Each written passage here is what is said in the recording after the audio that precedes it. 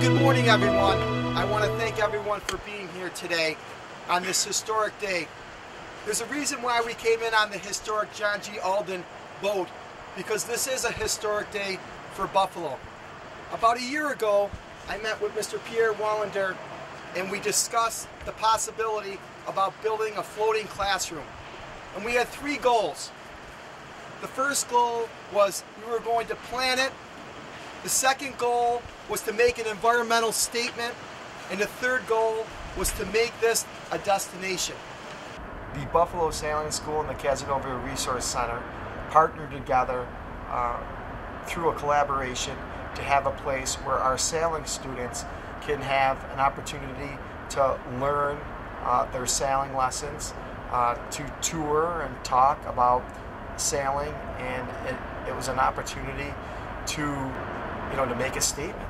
It just was a little bit ago that the Erie Canal Harbor Development Corporation decided not to have a silver bullet project plan, and working with Fred Kent and the Project for Public Spaces, they said we need to go lighter, quicker, and cheaper.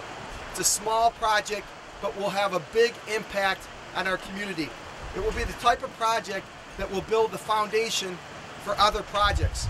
Working in collaboration with the Buffalo Sailing School, Pierre Wallander, in my office, we coordinated the construction schedule. We are a sailing school, and as a sailing school, you also need a classroom, your own dedicated classroom. How can you be a school without a classroom?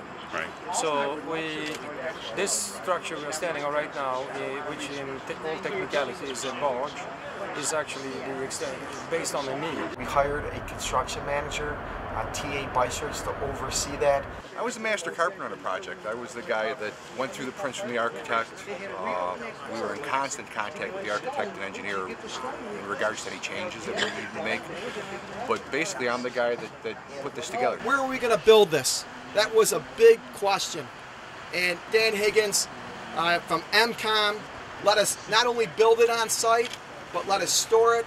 And with his expertise and his craftsmanship, you see the product today. Pretty much the metal guy. If they needed any metal brackets or anything made, that's where our expertise is. We also had fork trucks to move some of the product around when some of the lumber came in to offload it from the trucks. I had an opportunity to meet with a representative from the Rupp Foundation, Mr. William Rupp.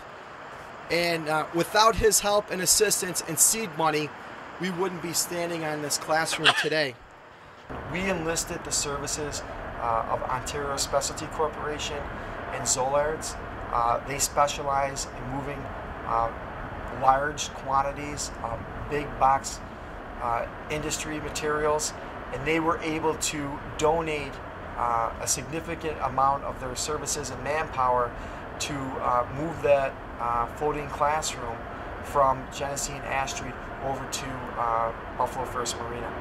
It was a few miles, but it was very tight because it is a large structure. It's 25 by 15, and we have very narrow roads. And we want to thank the Buffalo Police Department and Traffic's Division for helping us get that floating classroom over to Buffalo First Marina safely. We always knew it was going to float, but until it does float, you're a little, the situation was a little hairy.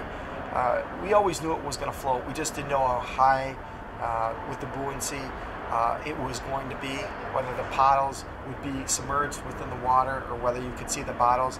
And thankfully, and we're very happy that one of the main features of this is that you can see the bottles. So we submerged it into the water, and we were able to tugboat that over there. We work with the young apprenticeship students to put the finishing touches on the floating classroom, and we were working with Buffalo First Marina and their staff to put the classroom in the water and tug it over to our permanent home, which is adjacent to many of our sailing boats for our students. It was very exciting because we had Francis Folsom Cleveland's grandson and George Cleveland to show him the vessel and to ask him what he thought.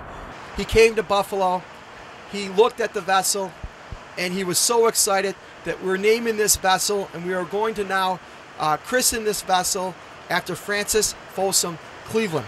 Francis was the only first lady to be married in the White House, the only first lady to have children in the White House, and she was born on Edward Street in Buffalo, New York.